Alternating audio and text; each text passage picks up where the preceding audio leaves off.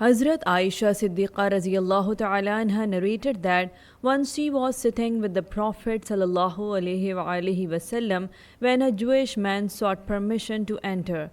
The Prophet Sallallahu Alaihi Wasallam granted him permission, and as he entered, he greeted with the words Assalamu alaikum. The Prophet ﷺ responded only with Walaikum. This happened 3 times, and each time the man continued to say the same words. Finally, Hazrat Aisha Siddiqa radiallahu ta'ala anha said to him, "May death and Allah's anger be upon you.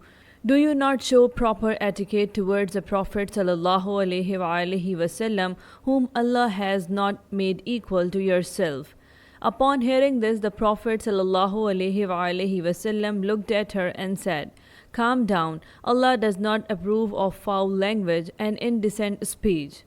Then the Prophet ﷺ explained that they had responded to him and therefore they would not suffer any harm.